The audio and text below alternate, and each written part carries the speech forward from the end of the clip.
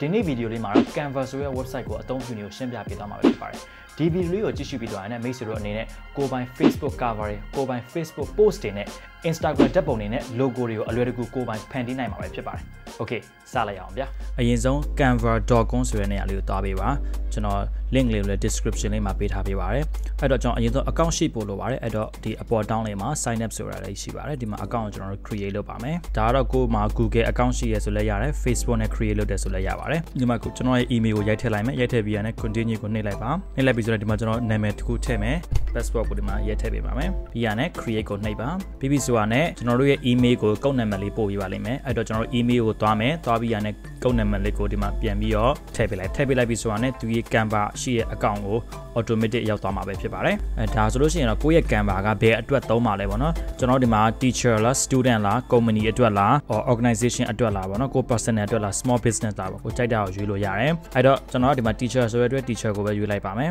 ။ဆင်ပြေတဲ့ဟာဒီမှာ tick လုပ်လိုက်မယ်။ပြီးရတဲ့ continue ကိုနှိပ်လိုက်ပါ။ဆိုတော့ဒီအပိုင်းတွေကတော့ကျွန်တော်ဒီမှာဒါလေးကိုတော့ skip လုပ်လိုက်ရုံပါပဲ။ဒါဆိုလို့ရှိရင်တော့ကျွန်တော်တို့ရဲ့ Canva ကစပြီးတော့သုံးပြုလို့ရသွားမှာပဲဖြစ်ပါတယ် home page ပဲဖြစ်ပါတယ်ဆိုတော့ဒီမှာဘာတွေပါဝင်နေဘာတွေဆိုလိုရဲဆိုတဲ့အတိတ်ပဲကိုတစ်ခုချင်းရှင်းပြပေးပါမယ်ပေါ်မှာဒီဘက်ညာဘက်အပေါ်တောင်လေးကတော့ကျွန်တော်တို့ရဲ့ account setting တွေပဲဖြစ်ပါတယ်ဒီဘက်မှာတော့ကျွန်တော်တစ်ခုခုကိုလိုချင်တဲ့ design တွေကို create လုပ်မယ်ဆိုလို့ရှိရင်ဒီ create design ဆိုတာကိုနှိပ်ပြီးရတယ်ကိုကဘယ်အတွက် create လုပ်ချင်တာတော့ whiteboard အတွက်လား presentation လုပ်ချင်တာလား video အတွက်လုပ်မှာလား Instagram လုပ်မှာလား logo design ဆွဲမှာလား Facebook post လုပ်မှာလားအများကြီးဒီမှာကိုလိုတဲ့အပိုင်းကို create လုပ်လို့ရပါတယ်ဒီအရာတွေဘယ်လို create လုပ်ရဆိုတော့ကျွန်တော်နောက်ထပ် video ရဲ့အပိုင်းတွေမှာထပ်ပြီးတော့ရှင်းပြပေးပါမယ်ဖြစ်ပါတယ်ဆိုတော့ဒီဘက်ပြီးရတော့ကျွန်တော် setting မှာဒီကျွန်တော်တို့ရဲ့ account setting ဒီမှာအသေးစိတ်တွေ့နေရမှာပဲဖြစ်ပါတယ်ဆိုတော့ကျွန်တော်ပြန်သွားခြင်းနဲ့ဆိုရင်ဒီ backspace ဒီအရာလေးကိုပြန်နှိပ်ပေးလိုက်ပါဟုတ်ပြီဒီ question mark ကတော့ကိုသိချင်တဲ့အပိုင်းတွေကိုဒီမှာမေးလို့ရပါတယ်အဲ့တော့ question mark လေးကိုနှိပ်လိုက်ပြီးဆိုရင်ဒီမှာကိုပါသိချင်တာတော့သိချင်တဲ့အပိုင်းကိုဒီ search box ထဲမှာရိုက်ထည့်ပြီးတော့ရှာကြည့်လို့လည်းရပါတယ်ဒီဘက်ဘေးလေးကတော့ကျွန်တော်တို့ app ကို download ဆွဲမှာပဲဖြစ်ပါတယ် download ဒီ app ကိုနှိပ်လိုက်ပြီးဆိုတာနဲ့နောက်ထပ်တစ် page ကိုရောက်သွားမှာပဲဖြစ်ပါတယ်ကျွန်တော်တို့ဒီ website ကနေပြီးတော့မှခဏသွားစရာမလိုတော့ဘဲနဲ့ဒီ desktop app ပေါ်ကပဲကျွန်တော် direct တစ်ခါတည်းသွားလို့ရမှာပဲဖြစ်ပါတယ်ဒါကတော့ install မလုပ်လဲရပါတယ်ပြဿနာမရှိဘူးကျွန်တော်ကတော့ဒီ web base ကနေပဲသွားမှာပဲဖြစ်ပါတယ်ဟုတ်ပြီဒီဘက်တောင်းပြန်လာမယ်ဆိုရင်ဒီမှာဆက်လေး30ရှိတယ်ဒါဘေးက menu တွေကိုကျွန်တော်တို့ဖွင့်လိုက်ပိတ်တယ်လုပ်လို့ရမယ်ဒီမှာ design spotlight ဆိုလို့ရှိရင်ဒီမှာကိုဘယ် design ကို create လုပ်ချင်တာတော့ဒီမှာအများကြီးရှိပါတယ်ဟုတ်ပြီဒါမှမဟုတ်ကို business အတွက် create လုပ်ချင်တာလားဒါမှမဟုတ်လို့ရှိရင် education နဲ့ပတ်သက်လို့ create လုပ်ချင်တာလား plan and pricing ကတော့ကျွန်တော်တို့အမျိုးမျိုးရှိရဲဒီမှာ free account လား pro account လားဒါမှမဟုတ် teams အတွက်သုံးပါလားဘယ်လိုသုံးချင်တာတော့ကိုကြိုက်တယ်လို့သုံးလို့ရတယ်เนาะဒီမှာဈေးနှုန်းတွေကတော့သူကလည်းသူအမျိုးမျိုးပြောင်းလဲသွားမှာပဲဖြစ်ပါတယ်ဒီဘက်ပြီးတော့ learn ဖြစ်ပါတယ်ဒီမှာကိုသိချင်တဲ့ဒီ Canva နဲ့ပတ်သက်လို့ကိုဘာတွေလေ့လာချင်တော့ဒီမှာလေ့လာလို့ရပါတယ်ဆိုတော့ဒီဘယ်ဘက် down အောက်ကတော့ဒီမှာကျွန်တော် home page ဖြစ်တယ်ဒီဘက်ပြီးတော့ template ပါ template ကိုနှိပ်လိုက်ပြီးဆိုတာနဲ့ကိုကဘယ်အတွက်ဘယ်လို design မျိုးကို create လုပ်ချင်တာတော့ဒီမှာအများကြီးထပ်ပြီးတော့ create လုပ်လို့ရပါတယ်ပြန်သွားခြင်းနဲ့ဆိုရင်တော့ဒီ arrow လေးကို back space လေးကိုပြန်နှိပ်ပေးလိုက်ပါပြီးပြီဆိုတော့ကျွန်တော်ဒီမှာ brand kit ကိုယ့်ရဲ့ brand အတွက်ဒီ logo တွေထည့်မှာလားဘယ်လို color တွေသုံးမှာတော့ပြန်တဲ့ content calendar ဒီ calendar မှာကျတော့ဘယ်နေ့မှာဘယ် post တွေတင်ဖို့လုပ်ထားတော့ဒါမျိုးတွေအများကြီးဒီမှာရှာပါတယ်ဆိုတော့ဒီကောင်ကတော့ pro account နေမှာဒီမှာ crown ပုံစံလေးဒီမှာ telephone ပုံစံလေးပြထားတယ်ပေါ့နော်ဒီကောင်တွေကတော့ pro account ရှိမှာပဲသုံးလို့ရမှာပဲဖြစ်ပါတယ်ဟုတ်ပြီဆိုရင်တော့လောလောဆယ်ကတော့ဒီလောက်ပဲပေါ့နော်ဟုတ်ပြီဒါကတော့ဒီ home page နဲ့ပတ်သက်လို့ကျွန်တော်အကြမ်းမြင်လေးပြောပြပေးတာပါနောက်ပိုင်းနေမှာဘယ်လိုအသေးစိတ် tools တွေသုံးလို့ရတယ်ဆိုတာကိုထပ်ပြီးတော့ရှင်းပြပေးပါမယ်အခုကျွန်တော်နမူနာ template လေးတစ်ခုကိုထုတ်ပြပေးမှာပဲဖြစ်ပါတယ်ဆိုတော့နမူနာtemplate တစ်ခုကိုသုံးကျင်တယ်ဆိုလို့ရှိရင်ကျွန်တော်ဒီဘက်အပေါ်မှာ create a design ဆိုတာလေးရှိပါတယ်ဒါလေးကိုတစ်ချက်နှိပ်လိုက်ပါဒီကောင်နှိပ်လိုက်ပြီဆိုတော့ဒီမှာကျွန်တော် whiteboard ရှိရယ် presentation ရှိရယ်ပေါ့နော်အခုကျွန်တော်ကလောလောဆယ်ဒီမှာthe board တစ်ခု Facebook post လေးတင်မယ်ဆိုပါလို့เนาะကျွန်တော် Facebook post ကိုပဲနှိပ်လိုက်မယ်အဲ့လိုနှိပ်လိုက်ပြီဆိုတာနဲ့သူကနောက်ထပ် tab တစ်ခုကိုရောက်သွားမှာပဲဖြစ်ပါတယ်ဟုတ်ပြီဆိုရင်ဒီမှာဒါသူရဲ့ဒါတော့လောလောဆယ်ဒီမှာဘာမှမရှိသေးတော့ဒီမှာ quality ပဲဖြစ်နေတာပဲဖြစ်ပါတယ်အဲ့တော့ကျွန်တော်ဒီဘက်ဘေးမှာကျွန်တော် search box လေးဒီမှာတွေ့ပါလိမ့်မယ်ဒီမှာကျွန်တော်တို့ကဘယ်လို design မျိုးကိုကျွန်တော်တို့ကဒီ Facebook design မျိုးကျွန်တော်ကတင်ကျင်တာလဲပေါ့နော်ဥပမာဆိုပါဆိုကျွန်တော်တို့ကအစားအသောက်နဲ့ပတ်သက်တယ်ဆိုပါဆိုဟုတ်ပြီဒီမှာကျွန်တော်တို့ရိုက်ထည့်လိုက်မယ် FOOD food ဆိုရင်ဒီမှာအစားအသောက်နဲ့ပတ်သက်တဲ့ဒီမှာ design လေးတွေမျိုးစုံပေါ်လာမှာပဲဖြစ်ပါတယ်ဟုတ်ပြီကျွန်တော်လောလောဆယ်ဒီ template လေးတစ်ခုကိုရွေးလိုက်မယ်ဒီမှာနောက်တစ်ခုကျွန်တော်ပြချင်တာကဒီမှာ template အကုန်လုံးကိုတော့ကျွန်တော်တို့ဒီမှာသုံးလို့မရပါဘူးဥပမာဆိုလို့ရှိရင် ဒီအောက်မှာဒီမှာတွေ့တာ Pro ဆိုတဲ့ဒီ crown ပုံစံတွေတွေ့လိမ့်မယ်ဒီလိုဟာတွေဆိုလို့ရှိရင်တော့ကျွန်တော်တို့သုံးလို့မရဘူးအဲ့တော့ကျွန်တော်က free ပဲသုံးမယ်ဆိုတဲ့အတွက်ကြောင့်မို့ဒီမှာကို free Pro ဆိုတဲ့ပုံစံမှာပါတဲ့ဟာကိုကျွန်တော်ကဒီမှာလိုက်ရှာမယ်တွေ့ပြီဆိုရင်ဒါလေးကိုနှိပ်မယ်ဟုတ်ပြီအဲ့မှာကျွန်တော်လိုချင်တဲ့ design ကိုကျွန်တော်တို့ customize ဒီမှာပြင်လို့ရပါတယ်အဲ့တော့ကျွန်တော်နည်းနည်းလေးဒီမှာချက်ကျင်တယ်ဆိုလို့ရှိရင်ဒီအောက်မှာကျွန်တော်ဒီ arrow လေးရှိရဲ့ဒီကောင်လေးကို size လေးကိုကျွန်တော်တို့ချက်လိုက်မယ်ဆိုတော့ဒါကိုကျွန်တော်တို့ကနောက်ထပ်ဒီပုံစံမျိုးနောက်တစ်ခုထပ်ပြီးပွားခြင်းနဲ့ဆိုလို့ရှိရင်ဒီမှာကျွန်တော် duplicate ဆိုတာလေးရှိရယ် duplicate ကိုနှိပ်လိုက်ပြီဆိုတော့ဒီမှာနှစ်ခုဖြစ်သွားမယ်ပေါ့နော်အဲ့တော့အသုံးမလို့တော့ဆိုလို့ရှိရင်ဒီမှာ delete ပုံလေးရှိရယ်ဒါလေးကိုဖြတ်လိုက်မယ်ဒါမှမဟုတ်နောက်ထပ် blank page ကိုလိုချင်တယ်ဆိုလို့ရှိရင်တော့ဒီအပေါင်းလေးကိုနှိပ်လိုက်မယ်ဆိုတော့ဒီမှာရိုးရိုး collab ပုံစံပဲဒီမှာပေါ်နေရမှာပဲဖြစ်ပါတယ်ဟုတ်ပြီဒါတော့ဆိုကျွန်တော်ကဒီ template ကိုပဲကျွန်တော်တို့ဒီမှာပြင်မယ်ပေါ့နော်ဟုတ်ပြီပြင်မယ်ဆိုလို့ရှိရင်ဒီမှာကျွန်တော်တို့ကဒါလေးကို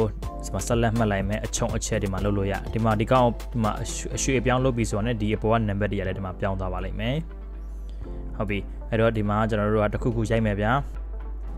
ဒီပုံလေးကိုမကြိုက်ဘူးဆိုတော့ကျွန်တော်ဒီမှာဖြတ်လိုက်ရုံပါနဲ့ဖြတ်ပြီးရနဲ့ကျွန်တော်တခြားသောပုံတွေကျွန်တော်တို့ထပ်ပြီးတော့အစားထိုးလို့ရပါသေးတယ်ဟုတ်ပြီဒီဘက် tab လေးကိုကျွန်တော်ဖြောက်ချင်တယ်ဆိုလို့ရှိရင်ဒီမှာ arrow လေးရှိရဒီကောင်လေးကိုနှိပ်လိုက်မယ်ဒါဆိုတော့ဒီကပျောက်သွားပြီပဲဖြစ်ပါတယ်ဒီကောင်ကိုပြီးသွားပြီဆိုတာနဲ့ဟိုပါနော်ကို design ကိုကျွန်တော်တို့ပေါ့တော့စိတ်ကြိုက်ရွေးချယ်မယ်စိတ်ကြိုက်ဖန်တီးမယ်ဖန်တီးပြီးဆိုတာနဲ့ကျွန်တော်တို့ဒီကောင်ကို download ဆွဲမယ်ပေါ့နော် download ဆွဲမယ်ဆိုတော့ဒီမှာဒီပေါ်မှာ share ဆိုတာလေးရှိရဒီကောင်လေးကိုနှိပ်လိုက်မယ်နှိပ်ပြီးဆိုတာနဲ့ကျွန်တော်ဒီမှာ download ဆိုတာဒီမှာတွေ့ပါလိမ့်မယ်ဒါလေးကို download ဆိုတာကိုနှိပ်လိုက်ရုံပါပဲဆိုတော့ကျွန်တော်ဓာတ်ပုံဖြစ်တဲ့အတွက်ဒီမှာ PNG နဲ့ဖြစ်နေမှာပဲဖြစ်ပါတယ်အဲ့တော့ကျွန်တော် download ဆွဲခြင်းနဲ့ဆိုရင်ဒီမှာ download ကိုနှိပ်လိုက်ရုံပဲဒါဆိုလို့ရှိရင်ဒီမှာ download ဆွဲပြီးသွားပြီဖြစ်ပါတယ်ဒါဆိုကျွန်တော်တို့ဖွင့်ကြည့်လို့ရပါပြီဆိုတော့ဒီမှာတက်ပုံအနေနဲ့ဒီမှာပေါ်လာမှာပဲဖြစ်ပါတယ်အဲ့တော့ဒီကောင်လေးကျွန်တော်တို့ Facebook မှာတစ်ခါတည်းတွားပြီးတော့တင်လိုက်လို့ရသွားမှာပဲဖြစ်ပါတယ်အခုဆိုရင်တော့ကျွန်တော်နမူနာအနေနဲ့တက်ပုံတစ်ပုံကိုကျွန်တော်ဘယ်လိုတင်ရတယ်ဘယ်လို edit လုပ်ရတယ်ဆိုတော့ပြပြမှာပဲဖြစ်ပါတယ်ဟုတ်ပြီအဲ့တော့ကျွန်တော်ပုံတွေလိုက်ထည့်မယ်ဆိုလို့ရှိရင်ဒီအပေါ်မှာ create a design ဆိုတာလေးရှိပါတယ်ဒါလေးကိုနှိပ်လိုက်ပါတက်ပုံတွေကို edit လုပ်မယ်ဆိုလို့ရှိရင်ဒီအောက်ဆုံးမှာ edit photo ဆိုတာလေးရှိပါလိမ့်မယ်ဒါလေးကိုတင်လိုက်ရမှာပဲနှိပ်ပြီးရတဲ့ဒီမှာကို file နဲ့ရနေပြီးတော့မှကိုကြိုက်တဲ့တက်ပုံကိုရွေးချယ်လို့ရပါတယ်ဥပမာဆိုရင်ကျွန်တော်ဒီပုံလေးကိုရွေးချယ်လိုက်ပါမယ်ဟုတ်ပြီဒါဆိုလို့ရှိရင်ဒီပုံလေးကတော့ဒီကိုရောက်သွားပြီပဲဖြစ်ပါတယ်အဲ့တော့ဒီပုံလေးရဲ့ background ကိုကျွန်တော်ဖျောက်ချင်တယ်ဒီကြောင်ပုံလေးပဲကျွန်တော်တို့လိုချင်တယ်ဆိုလို့ရှိရင်တော့ဒီမှာ remove background ဆိုတာလေးလုပ်လို့ရပါတယ်ဒါပေမဲ့သူကဒီမှာတရဖူပုံစံလေးပြထားတဲ့အတွက် pro account မှာပဲဒီ background တွေကိုဖျောက်လို့ရမှာပဲဖြစ်ပါတယ်ဟုတ်ပြီကျွန်တော်အဲ့တော့သူ design တွေဖန်တီးမယ်ဆိုတဲ့အတွက်ကြောင့်မလို့ use in a design ဆိုပြီးတော့နှိပ်လိုက်ပါမယ်အဲ့လိုနှိပ်လိုက်ပြီးဆိုတော့နောက်တဲ့ tab တစ်ခုကိုရောက်သွားမှာပဲဖြစ်ပါတယ်ဒီ tab ပုံကိုကျွန်တော်ဒီမှာဘယ်လို edit လုပ်မလဲ tab ပုံကိုကျွန်တော်တို့ချဲ့ခြင်းနဲ့ဆိုရင်ဒီမှာဒီပုံလေးကိုဒီလို select လှမ်းမှတ်ပြီးရတဲ့ဒီ arrow လေးကိုဒီလိုဆွဲလိုက်ပါဒါမှမဟုတ်ရှင်ချုပ်နေတယ်ဆိုလို့ရှိရင်ဒီလိုလေးသူသေးလိုက်လို့လည်းရပါတယ်ဟုတ်ပြီလောလောဆယ်တော့ကျွန်တော်ဒီကောင်ကိုသူ့ရဲ့ original site အတိုင်းပဲခဏလေးထားလိုက်မယ်ပြီးပြီဆိုတော့ဒီအပေါ်မှာ edit image ဆိုတာလေးရှိပါတယ်ဒါလေးကိုနှိပ်ပါအဲ့တော့ဒီဓာတ်ပုံရဲ့ကျွန်တော် color လေးကိုကျွန်တော်ဒီမှာ brightness ကို adjust လုပ်ကြည့်မယ်ဆိုတော့သူရဲ့ဓာတ်ပုံရဲ့ဒီ color ကလည်းဒီမှာပြောင်းသွားမှာပဲဖြစ်ပါတယ်ဟုတ်ပြီသူရဲ့ contrast လေးကိုကျွန်တော်နည်းနည်းအတိုး short လေးလုပ်ကြည့်မယ်saturation auto shot လေးနည်းနည်းလုပ်ကြည့်မယ်ကစားကြည့်မယ်ဒါမှမဟုတ်ရှင်ကျွန်တော်တို့ဒီမှာသူ automatic design လေးတွေကျွန်တော်သုံးလို့ရပါတယ်ဒီမှာ filter ဆိုတဲ့ tab လေးရှိပါဒါလေးကို see on နှိပ်လိုက်ပါဒီမှာ design မျိုးစုံကျွန်တော်တို့ပြောင်းကြည့်လို့ရပါတယ်ဥပမာဆို epic ကိုနှိပ်ကြည့်ပါမယ်ဆိုတော့သူရဲ့ color လေးကလည်းကျွန်တော်တို့ပြောင်းသွားမှာပဲဖြစ်ပါတယ်ဆိုရင်ဒီမှာ solar ကျွန်တော်ဆိုဒီပုံစံလေးကိုကျွန်တော်ကြိုက်တယ်ဆိုပါဆိုတော့ဒါလေးပဲကျွန်တော်ရွေးချယ်လိုက်မယ် BB ဆိုတာနဲ့ဒီမှာပြန်ထွက်လိုက်ပါမယ် BB ဆိုတဲ့ဒီဘက်ဘေးမှာကျွန်တော် crop ဆိုတာလေးရှိပါတယ်ဒီအပေါ်မှာ crop ကိုနှိပ်လိုက်ပြီးဆိုတာနဲ့ဒီဓာတ်ပုံကိုကျွန်တော်တို့ကကိုလိုချင်တဲ့အပိုင်းလေးကိုပဲဒီမှာအလိုဖြတ်ပြီးတော့ယူလို့ရပါသေးတယ်BB ဆိုတာနဲ့ enter နှိပ်လိုက်ပါဒါဆိုလို့ရှိရင်တော့ဒီမှာဓာတ်ပုံကမလိုတဲ့ဆော့ဆော့အပိုင်းလေးတွေကိုဖြတ်သွားပြီးမှာပဲဖြစ်ပါတယ်ပြီးကျွန်တော်လေးကိုနည်းနည်းလေးချက်လိုက်မယ်ဟုတ်ပြီဒါဆိုရင်ဒီကောင်ကိုကျွန်တော်တို့ကဒီပုံကိုပေါ့နော်ကျွန်တော်ဟိုဘက်ဒီဘက်လှည့်ချင်တယ်ပေါ့ဥပမာအဲ့ဒါကိုကျွန်တော် flip လို့ခေါ်ပါတယ်အဲ့တော့ဒီလိုအခုဒီကောင်လေးကခေါင်းလေးကသူ့ရဲ့ဒီဘက်ချက်မှာရှိနေတယ်ဒီကောင်နှုတ်လက်ပြီးဆိုတာနဲ့ဒီလိုလေးကျွန်တော်ပြောင်းမြန်လှည့်သွားမှာပဲဖြစ်ပါတယ်ဒါမှမဟုတ်ရှင်ကျွန်တော်အပေါ်အောက်ဒီလိုပြောင်းမြန်နဲ့လှည့်လို့ရပါတယ်ဟုတ်ပြီဆိုရင်ဒီဘက်အပေါ်မှာကျွန်တော် animate ဆိုတာလေးရှိပါတယ်ဒါလေးကိုချက်ကြည့်ကြည့်ပါမယ် animate ကတော့ကျွန်တော်တို့ဒီဓာတ်ပုံလေးကျွန်တော် animation လေးနဲ့ဝင်တာထွက်တာလေးကျွန်တော်ဒီမှာလုပ်လို့ရပါတယ်ဒါဆိုလို့ရှိရင်တော့ကျွန်တော်အကြံမြင်ကျွန်တော်ဓာတ်ပုံကိုဒီဖြတ်တာပဲဖြစ်ပါတယ်ပြီးပြီဆိုတော့ကျွန်တော် download ဆွဲခြင်းနဲ့ဆိုလို့ရှိရင်ဒီအပေါ်မှာ share ဆိုတာလေးရှိပါတယ်ဒီမှာကျွန်တော် download ဆိုတာလေးကိုနှိပ်လိုက်ပါနှိပ်ပြီးပြီဆိုတာနဲ့ဒီမှာကျွန်တော်တို့လိုချင်တဲ့ file အမျိုးအစားပေါ့နော်ကျွန်တော် PNG ကိုပဲများသောအားဖြင့်ဓာတ်ပုံတွေထုတ်တာများပါတယ်တကယ်ကိုက pro account ရှိတယ်ဆိုလို့ရှိရင်တော့ဒီ background တွေဖြောက်ပြီးရတဲ့ဒီ ကောင်လေးကို tick လုပ်ပြီးတော့ download ဆွဲလို့ရပါတယ်လောလောဆယ်ကျွန်တော်တို့ pro ကောင်အမဟုတ်သေးတဲ့အတွက်တော့ဒီတိုင်းရိုးရိုးပုံကိုပဲ download ဆွဲလို့ရမှာပဲဖြစ်ပါတယ်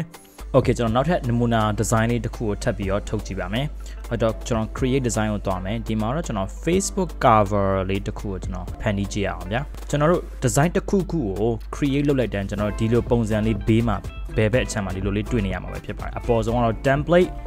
အောက်မှာက element ပြီးရနဲ့ကျွန်တော်တို့ဒီမှာ upload ကိုတင်နေတဲ့ပုံတွေဓာတ်ပုံတွေဒီမှာတင်မယ်ပြီးရနဲ့ဒီမှာ project ကိုလုပ်ထားတဲ့ project တွေရှိမယ်နောက်ကဒီမှာ text ကတော့ဒ